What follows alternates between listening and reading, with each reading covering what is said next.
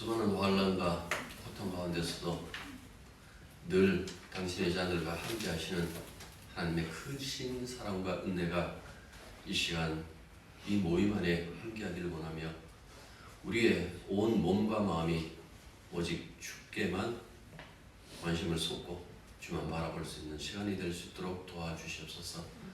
예배의 처음과 마지막 그 순간까지 흔들리는 세상의 그 풍파를 보는 것이 아니라 오직 주님만 바라볼 수 있는 그 집중력을 저희들에게 허락하여 주옵소서. 예수님 이름으로 기도드립니다. 시편 148편입니다. 주목하십시오. 할렐루야. 하늘에서 여호와를 찬양하며 높은 데서 그를 찬양할지어다. 그의 모든 천사여 찬양하며 모든 무리여 그를 찬양할지어다. 해와달아 그를 찬양하며 밝은 별들아 다 그를 찬양할지어다. 하늘의 하늘도 그를 찬양하며 하늘 위에 있는 물들도 그를 찬양할지어다. 그것들이 여호와의 이름을 찬양함은 그가 명령하심으로 지음을 받았음이로다.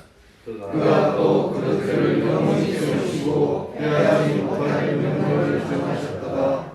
여호와의 이름을 찬양할지어다. 그의 이름이 홀로 높으시며 그의 영광이 땅과 하늘 위에 뛰어나시미로다. 그가 그의 백성의 뿔을 높이셨으니 그는 모든 성도 없고 그들을 가야하는 백성의 찬양하는 앉으시기 바랍니다. 오히려 우리는 이 세상의 운명 어떻게 될지 알고 있어요. 우리들의 운명도 알고 있어요. 우리의 운명이 누구의 손에 어떻게 끝이 나는지, 어떻게 또 끝이 아니라 영원으로 이어지는지 그것을 알고 있는 사람들은 그리스도인밖에 없다라는 그 말씀입니다. 자, 9절 보시면 영원부터 만물을 창조하신 하나님 속에 감추었던 비밀이 경륜이 어떠한 것을 드러내게 하려 하십니다 라고 이렇게 말씀하셨어요. 영원부터는 영원 전에 혹은 뭐 세대들 전에 라는 그 의미예요. 만물을 창조하신 하나님께서 창세 전부터 줄곧 품고 계셨던 그 비밀, 그 계획, 그것이 어떠한지 사도를 통해서 모든 사람들에게 드러내셨다 하고 이렇게 말씀하셨어요. 이 드러내셨다라는 이 단어는 밝히게 하셨다라는 그 말씀이에요. 모든 신비를 밝혔다라는 그 말씀이죠. 이 비슷한 진술이 골로새서에 나와요. 이 비밀은 만세와 만대로부터 감추었던 것인데 이제는 그의 성도들에게 나타났고 하나님이 그들로 하여금 이 비밀의 영광이 이방인 가운데 얼마나 풍성한지를 알게 하려 하신다라고 이렇게 말씀했어요. 사도가 받은 그 직무가 무엇인가 하니까 이 비밀의 경륜, 하나님의 이 계획이 무엇인지 그것을 이방인들에게 밝히는 것이다라고 그렇게 말씀했어요. 이들에게 감췄던 것을 밝히던 그 경륜이라는 것은 3장 우리가 6절에서 봤어요. 사실은 그 내용이 무엇인지 3장 6절을 보시면 이는 이방인들이 복음으로 말미암아 그리스도 예수 안에서 함께 상속자가 되고 함께 지체가 되고 함께 약속에 참여하는 자가 되리라 이렇게 말씀하셨어요. 이 부분이 아까 제가 읽었던 골로새서 1장 26절부터 27절 상반절까지 읽었는데요. 그 하반절에 보면 이렇게 되어 있어요. 이 비밀은 너희 안에 계신 그리스도시니 곧 영광의 소망입니다. 그러니까 이게 무슨 소리입니까? 그리스도 비밀이고 그리스도 하신 일이 비밀이라는 그 말씀을 제가 그때도 말씀드렸습니다만은 그러니까 이방인들은 사실 따지고 보면 그리스도의 속량과 전혀 상관없는 자들이에요. 그래서 그리스도를 통한 구속을 상상하거나 기대하지 못하는 자죠. 근데 그들에게 은혜가 넘쳤는데 그 넘치는 은혜가 무엇인가 하니까 유대인과 함께 하나님의 아들로 입양되어서 함께 상속자가 되고 함께 그리스도의 몸인 교회를 이루고 함께 약속에 참여하여 구원을 누린다라고 이렇게 말씀하신 거예요. 그러니까 이 비밀이라는 것이 이렇게 나타났다라는 것을 말씀해요. 그런데 바울은 이 이야기를 합니다. 하나님의 감추었던 이 구원의 비밀이 사도 라는 이 사도로부터 교회라고 해갖고 더욱더 확장되어서 이 교회가 하나님의 구원을 비밀을 보인다라 그 말씀을 해요.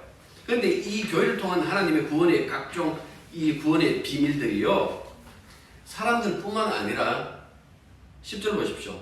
하늘에 있는 존재들에게도 드러내신다라고 이렇게 말씀하고 있어요. 자, 이는 이제 교회로 말미암아 하늘에 있는 통치자들과 권세들에게 하나님의 각종 지혜를 알게 하려 하심이니 이렇게 말씀하고 있습니다. 교회의 출현이 하나님의 영원 전부터 예정하셨지만 하늘에 있는 통치자들과 권세자들, 말하면 이런 거예요. 뭐 선한 천사든 악한 천사든 아무튼 하늘의 그 존재들도 아무도 알지 못했던 비밀이었고 감춰져 있었던 것이었다 이렇게 얘기를 해요. 천사들이 무엇하는 존재입니까? 하나님 곁에서 하나님이 시중 들었던, 시중을 들고 있는 그런 존재들이에요. 이들은 인간들보다 먼저 있었어요. 그래서 세상이 창조되고 인간이 창조될 때에 어떻게 보면 이 창조에 참관했던 존재들이다라는 그 말씀입니다. 욥기 38장 4절부터 7절 제가 읽습니다. 내가 땅의 기초를 놓을 때에 내가 어디 있었느냐? 내가 깨달아 알거든 말할지니라. 누가 그것의 도량법을 정하였는지, 누가 그 줄을 그 위에 띄었는지 내가 아느냐? 그것의 주추는 무엇 위에 세웠으며 그 모퉁이 돌을 누가 놓았느냐? 그때의 새벽별들이 기뻐 노래하며 하나님의 아들들이 다 기뻐 소리를 질렀느니라. 이렇게 말씀하고 있습니다. 그러니까 하나님이 우주를 창조하실 때 천사들이 보고 기뻐하며 합장을 했다는 거죠. 그런데 그때도 이들이 몰란 것이 있는데 그것이 뭔가니까 교회의 등장이에요. 이 교회는 그들에게도 비밀이었고 너무나 생소했다라는 그 말씀입니다. 그런데 왜 이제 와서 알릴까요? 드러났기 때문에, 물론 드러났기 때문에 그럴 수도 있습니다만은 이들 역시, 그러니까 하늘에 있는 그 피조물들 역시 하나님의 그 통치 영역 아래 있지 않습니까? 그리고 이들도 복음의 영향 아래에 있어요. 심판과 그 구원에 동원된다라는 그 말씀이에요. 이들을 구원한다라는 것이 아니라 심판과 구원에 동원된다라는 그 말씀이에요. 그러니까 이들 보기에는 너무나 생소한 거예요. 어떻게 이렇게 교회가 서지? 절대 하나님을 알 수 없었던 같은 그 타락한 인간들, 그 인간들이 하나님께 돌아와서 하나님을 예배하고 찬양하는 그 모습에 천사들이 깜짝 놀라는 거예요. 그들이 죄짓고 쫓겨나갈 때, 아, 인간 끝났구나. 하나님 곧 저들을 쓸어버리고 다시 새로운 것을 창조하겠구나 라고 했는데 그 죄인들을 끝까지 붙잡고 계시는 하나님의 그 모습을, 그들에게 너무나 생소했다는 그 말씀입니다.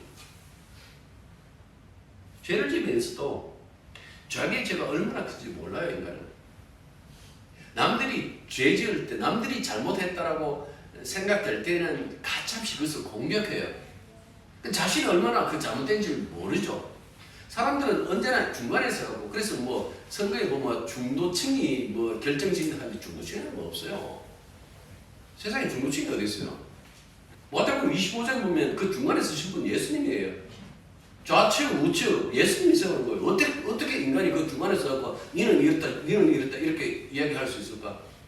우리가 과거에 진리라고 생각했던 모든 것들이 현대에 와서 얼마나 그것이 우리를 거짓되게 했다라는 그 사실 많이 밝혀졌잖아요. 역사라는 것은 그냥 흘러가는 대로 그냥 아이 뭐 그때는 그랬겠지, 그게 아니에요. 그게 만약에 우리들이 교훈으로 온다라면 그 교훈을 바라보면서 아, 믿을 놈 세상에 없구나 라고 알아야 되는데 여전히 우리는 그 세상 속에서 내 편, 네 편 갈라가지고 그렇게 싸우고 있는 거예요. 인간이라는 것은 그래요. 인간이 얼마나 이기적이고 인간이 얼마나 자기 죄를 모르는가 하니까 하나님도 판단해요. 신이 있다 없다. 그런 자들을 죄인을 부르셔서 교회로 삼은 거예요. 천사 입장에서는 놀랄 수밖에 없는 거예요. 하나님께서 아들이신 예수 그리스도의 피를 도대체 죄인을 구하기 위하여 자기 아들을 희생하는 하나님, 그들이 상상하지도 못한 하나님인 거예요. 교회가 등장하니까 교회를 쳐다보는데 그건 다 죄인들이라. 예수의 피로 말미암아 구원받은 사람들이라. 어떻게 이렇게 죄인들을 당신의 아들의 피로 이렇게 깨끗하게 하셔서 이 또 교회를 또 그리스도의 신부라고 얘기를 하잖아요. 뒤에 가면요. 그러니까 이 놀라운 일을 하나님이 하셨다는 이 사실, 하나님이 이렇게까지 하신다라는 그 사실을 하늘에 있는 이 피조물들이, 번스들이 아는가 몰랐다, 그 얘기를 합니다.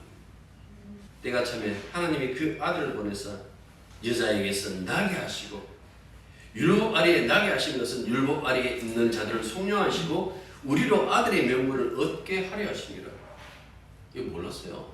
누가요? 하늘에 있는 존재들, 땅에 있는 존재도 인간들도 몰랐지만 그 천사들도 몰랐어요. 이르시되 내가 주의 이름을 내 형제들에게 선포하고 내가 주를 교회 중에 찬송하리라 하셨으며 또 다시 내가 그를 의지하리라 하시고 또 다시 볼지어다 나와 및 하나님께서 내게 주신 자녀라 하셨으니 자녀들은 혈과 육에 속하였으며 그도 또한 같은 모양으로 혈과 육을 함께 지니심은 죽음을 통하여 죽음의 세력을 잡은 자 곧 마귀를 멸하시며 또 죽기를 무수함으로 한평생 매여 종노릇 하는 모든 자들을 놓아주려 하심이니 이는 확실히 천사들을 붙들어 주려 하심이 아니요 오직 아브라함의 자손을 붙들어 주려 하심이라. 이렇게 말씀하셨어요. 늘 하나님 곁에서 거룩함을 유지하는 그 천사들, 하나님의 수종들은 그 천사들을 붙들어 주심이 아니고 죄인들을 붙들어 주신다. 이렇게 말씀했어요. 이 섬긴 바가 자기를 위한 것이 아니요 너희를 위한 것임이 계시로 알게 되었으니 이것은 하늘로부터 보내신 성령을 힘입어 복음을 전하는 자들로 이제 너희에게 알린 것이요 천사들도 살펴보기를 원하는 것입니다. 베드로전서 1장 12절 보십시오. 사회 하나님이 죄인들을 이만큼 사랑할 줄 몰랐어요. 그렇게 교회를 사랑하는 줄 이 천사들도 몰랐다. 그렇게 말씀하고 있어요. 바울은 오늘 이 말씀을 통해서 교회의 존재라는 것이 땅에 있는 것이 아니라 우주를 확장시켜버려요. 교회는 우주적인 기구다. 여러분 대단하지 않습니까? 우리가 생각하는 교회 하면 늘 우리는 그 예배당이 교회인 줄 알고 그렇게 붙들고 이때까지 살다가 정신 차리고 사람이구나. 예수 있는 사람이구나. 그 안에서 하나님이 역사하시는구나. 그거 알았는데 그게 그냥 기껏해 이 땅에 있는 어떤 하나의 공동체라고 생각했는데 바울은 뭐라고 얘기를 하는가? 우주적인 기구다. 하늘에 있는 그 존재들이 알길 원했던 것이 바로 교회다. 교회가 그리스도의 몸 공동체잖아요. 1장 10절에서 뭐라고 했어요? 교회 머리 대신 예수님이 어떤 분이시라고요? 이 온 우주를 통일시키실 분, 통합시키실 분, 당신 안에서 그 우주의 왕, 당신이 그 우주의 왕으로 군림하신다라는 그 사실을 1장 10절에서 밝히셨다고요.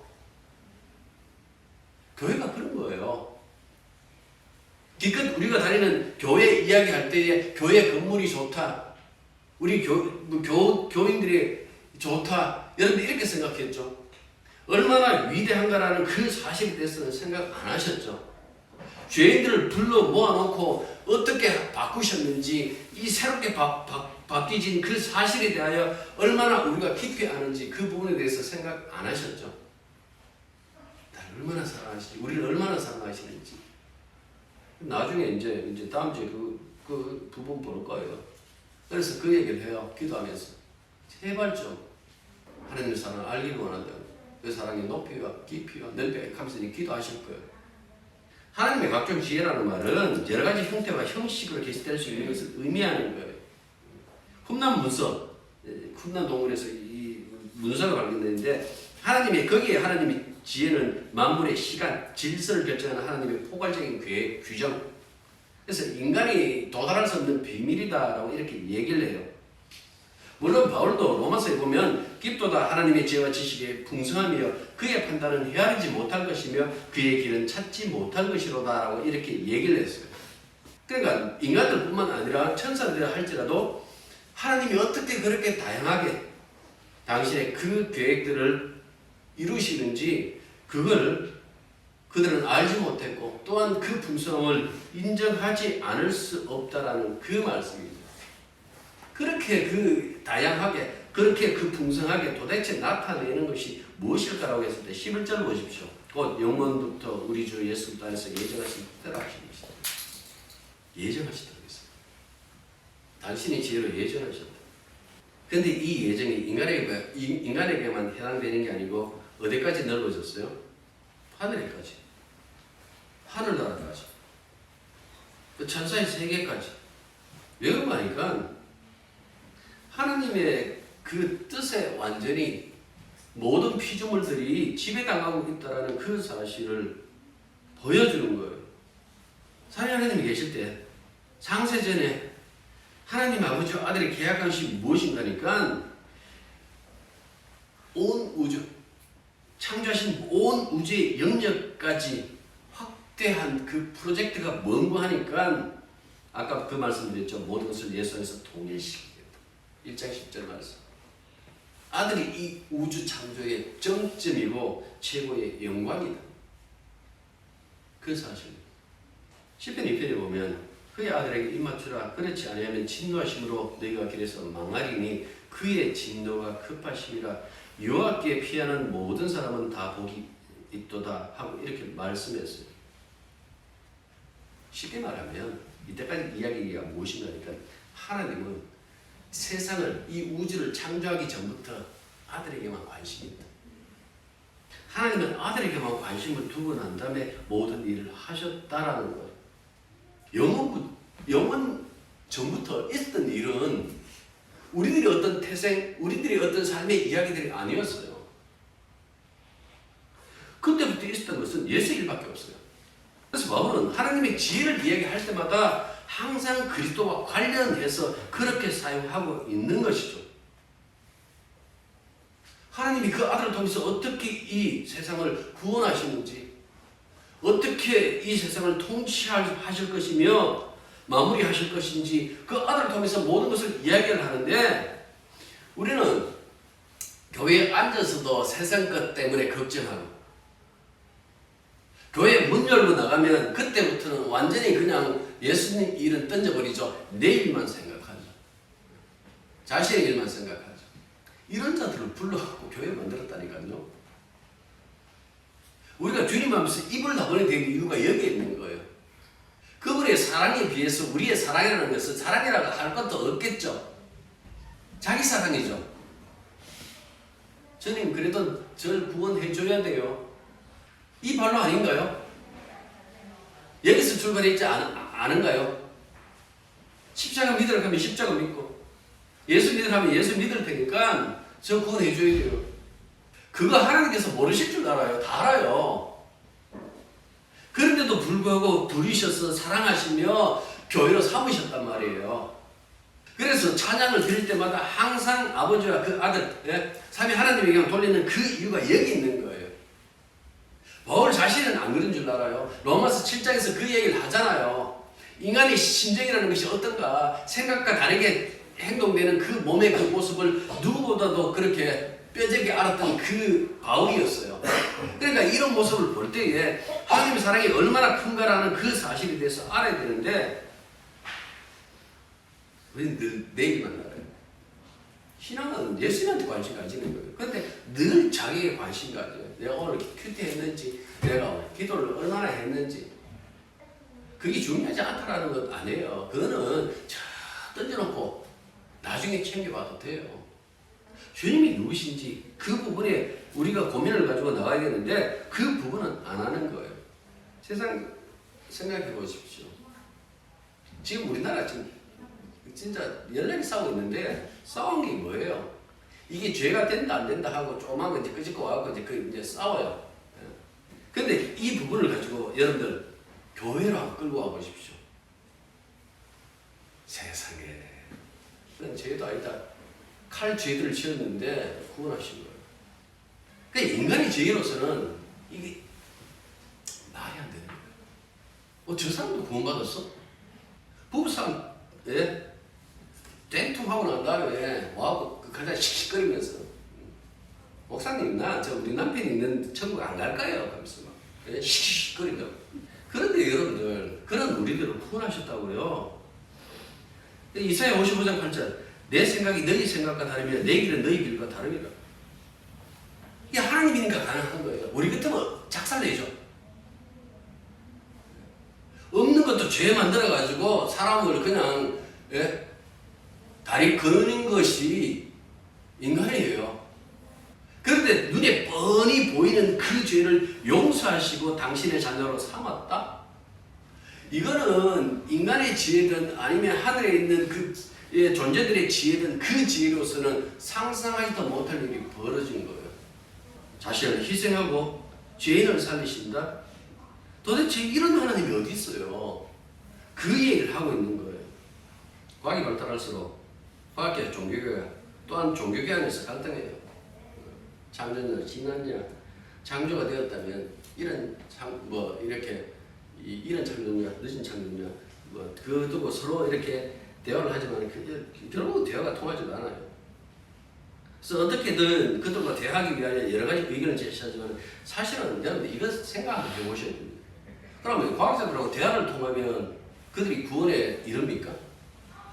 아니면 우리가 구원에 이릅니까? 교회 복음 딱 한 개예요. 예수 믿어라. 예수 믿는 것 외에 그 어떤 과학적인 그 지식으로 몰라요. 언젠가 이렇게 하면서 제가 그 얘기를 했죠. 왜 인간이 우주를 모르는 거 하니까 그때 우주가 창조할 때 인간은 없었다 그랬어요. 하나님은 없은 적이 없지만은 인간은 없던 적이 있었다. 인간은 창조의 맨 끝머리예요. 근데 인간은 몰라요. 사람들이 그 얘기를 하잖아요. 내 마음도 나도 모른다. 그 인간은 봐요. 자기 마음도 모르는 인간이 이 우주의 비밀을 캐겠다고요? 어떻게 캐요? 못 캐는데 거기에 대해서 늘 우리는 엉뚱한데 그렇게 그 부분을 붙잡고 있는 거예요. 일부 크리스천 학자들이 과학적인 근거를 제시해요. 그들의 노력도 가상하죠. 그런데 그것이 씨알이 먹히는가? 씨알은 안 먹혀요. 처음부터 이들은 신이 없다고 생각하는데 없는 신이 무엇을 만들어? 그래서 성경에서 뭐라고 얘기를 합니까? 창조 이야기할 때 그 전 세계부터 아마 이런 어떤 그 논쟁이 있었겠죠. 이렇게 얘기를 했어요. 믿음으로. 세상이 창조됐다는 사실을 어떻게 안다고요? 믿음으로 해서. 인간은 자기 지식으로 아는 것이 아니라 믿음으로. 그런데 이 믿음이 어떤 믿음이라고요? 에베소 2장에 보니까 하나님의 선물이라고 했어요. 하나님이 가져다 주는 그 선물로서의 믿음이 없으면 이걸 못 받아들인다고 그랬어요. 제가 얼마 전에 독일의 미래학자가 인공지능인 GPT-3와 가상대화를 한 이 기사를 본 적이 있어요. 이 학자가 이 인공지능과 대화를 나누고 난 다음부터 나누고 난 뒤에 내가 인공지능과 대화를 하고 난 다음 내가 다른 사람이 된 기분이다라고 그렇게 얘기를 했어요. 자, 들어보십시오. 인공지능, 지능이 문제를 질문해요. 간단한 질문 하나 할게요. 누가 이 지구를 만들었을까요? 미래학자가 대답합니다. 시간인가요? 하니까 인공지능이 이렇게 대답합니다. 아닙니다. 미래학자가 묻습니다. 그럼 누구죠? 하니까 이번에 인공지능이 이렇게 얘기를 합니다. 외계 생명체라고 이렇게 얘기를 해요. 그러니까 이번에는 미래학자가 아니요라고 대답했어요. 그러자 곧바로 인공지능이 뭐라고 얘기를 하는 거 하니까 신하고 이렇게 얘기를 해요. 그래서 미래학자가 묻습니다. 신은 누구인가요? 하니까 인공지능이 이렇게 대답합니다. 이 지구를 만든 지성이지요 라고 이렇게 얘기를 했어요. 자, 미래학자 묻습니다. 신은 존재하나요? 하니까 인공지능이 이렇게 얘기를 합니다. 그럼요 라고 대답을 했어요. 그러자 묻습니다. 신을 본 적 있습니까? 하고 학자가 물으니까 인공지능이 없어요 라고 이렇게 얘기를 했어요. 그러니까 다시 학자가 묻습니다. 그럼 신이 존재한다는 걸 어떻게 확신하죠? 라고 하니까 그 다음에 인공지능이 대답이 뭔가 하니까 그것이 최선이니까요. 그것이 최선이니까요. 여전히 확신합니다. 그러면 인공지능이 신이 있다고 확신하고 최선이다 하니까 여러분들 신을 믿는 겁니까? 인공지능이라는 것은 인간의 지식의 모든 총체잖아요. 그거 집어넣어가지고 이렇게 하니까 신이 계시다. 이걸 사용할 겁니까? 이들이 말하는 신과 하나님과 다르다니까요. 과학으로 뒷받침되지 않는 종교는 시대에 뒤처진다고 그렇게 생각하죠. 그래서 어리석다라고 그렇게 생각하죠. 그런데 고린도서 2장에 보면 하나님께서는 그 어리석음으로 1장에 보면 하나님께서는 그 인간들이 어리석게 여기는 것으로 구원하시는 것을 기뻐하신다라고 그렇게 말씀하십니다. 우리가 아무리 창조신앙을 하고 과학을 깊이 공부한다고 할지라도 하나님이 증명되는 건 아니에요. 하나님의 증명은 예수 그리스도를 통해서 드러나요. 하나님의 존재를 확인하려고 하지 말고 하나님이 어떤 일을 실행하셨는지 그 부분을 보셔야 되는 거예요. 사도행전 4장 12절 다른 이로서는 구원을 받을 수 없나니 천하 사람 중에 구원을 받을 만한 다른 이름을 우리에게 주신 일이 없습니다. 예수 그 이름 여러분들 얼마나 중요한 줄 아십니까? 12절 보십시오. 우리가 그 안에서 그의 믿음으로 말미암아 그를 믿음으로 말미암아 담대함과 확신을 가지고 하나님께 나아감을 얻으느니라 이렇게 말씀했습니다. 2장 18절 보십시오. 그로 말미암아 한 성령 안에서 아버지께 나아간다. 여기서도 예수로 말미암아 한 성령 안에서 아버지께 나아간다고 그렇게 말씀했어요. 그리고 12절 다시 보십시오. 그 안에서 그의 믿음으로 하나님께 나아간다. 이 두 구절이 평행을 이루고 있죠. 여기서 강조되는 게 뭡니까? 믿음이죠. 믿음. 이 믿음이 담대함, 확신, 이전 번역에서는 당당함 이렇게 되어 있죠. 이 두 단어가 평행을 이루고 있는 거예요. 그런데 이 담대함과 확신은 인간 자신의 것 아니에요. 오늘 그 얘기 좀 다시 좀 해야 될 것 같아요.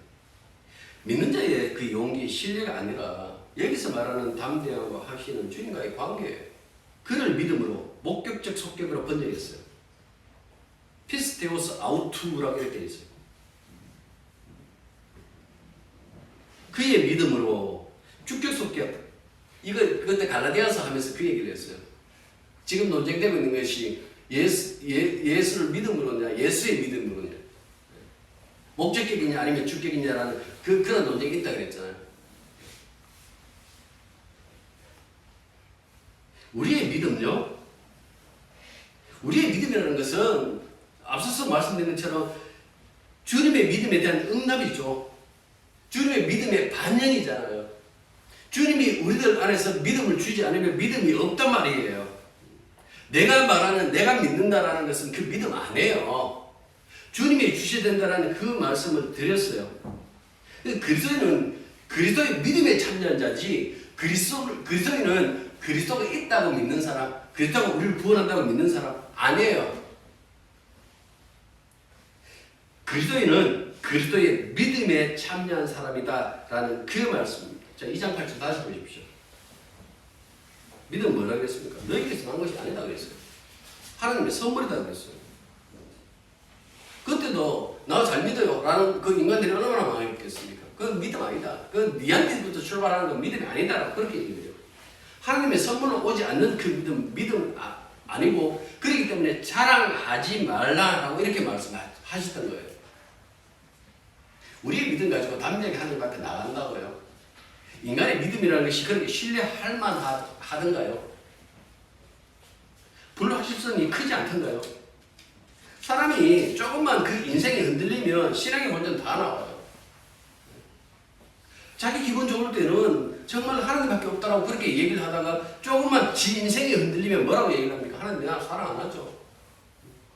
하나님이 그럴 줄 몰랐다라고 그렇게 신앙의 본전 다 나온다라는 그 말씀이에요.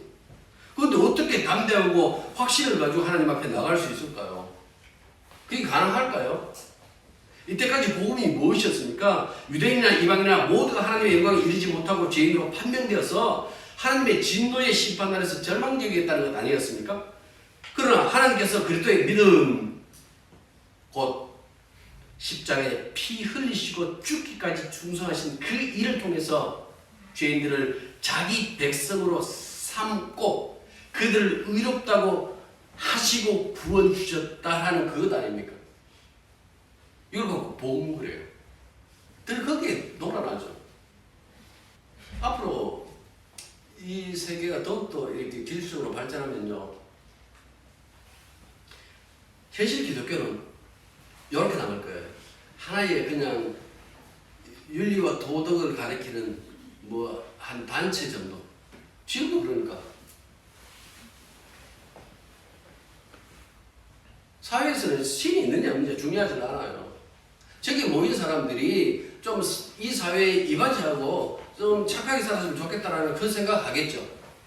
하나님의 선물이 믿음이다. 은혜로만 구원받는다. 그냥 수긍하고 받아들이면 되는데 그 과거에 그 율법 막 유대인들 욕하면서도 똑같아요.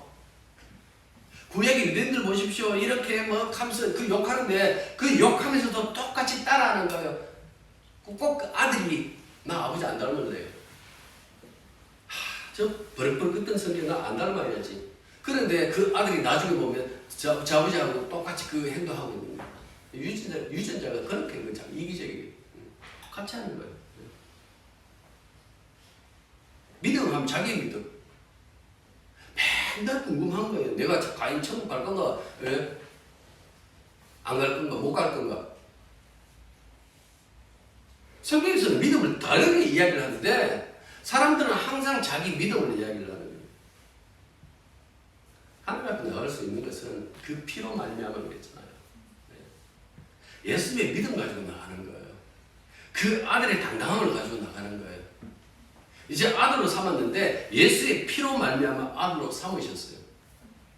우리의 흔들리는 믿음이지만은 그 믿음이 예수의 굳건한 믿음과 연결되어 있으면 그 하나님 앞에 나가는 거예요. 그래서 하나님을 향해서 아버지하고 이렇게 기도하는 거예요. 그 이야기를 하는 거예요. 이 담대함에 해당하는 이 헬러 파르레시안이라는 이 단어는요, 정치적인 개념이에요. 자유로운 시민의 말할 수 있는 권리, 언권, 소위 말해서 뭐 이렇게 얘기를 하잖아요. 그걸 얘기하는 거예요. 그리고 나아간다. 프로사고계라는 이거는 보통 이렇게 뭐 제사 혹은 이 궁중의 용어인데요. 임금님 앞으로 다가설 수 있는 것을 가리켜요. 그렇게 본다면 우리가 만왕의 왕이신 그 하나님 앞에 나가서 하나님 앞에 말할 수 있는 그 권리를 얻었다는 얘기예요. 그 말할 수 있는 권리가 뭐예요? 기도. 그게 기도예요. 히브리서 4장 16절. 그러므로 우리는 궁일하심을 받고 때를 따라 돕는 은혜를 얻기 위하여 은혜의 보좌 앞으로 담대히 나갈 것이니라. 그러므로 형제들아, 우리가 예수의 피를 힘입어 성소에 들어간 담력을 얻었나니 그 이는 우리를 위하여 휘장 가운데서 열어놓으신 새로운 살 길이요 휘장은 곧 그의 육체입니다. 이게 있기 때문에 14절부터 21절까지 신약 성경에서 가장 아름다운 기도 중에 하나인 이 아름다운 기도를 바울이 해요.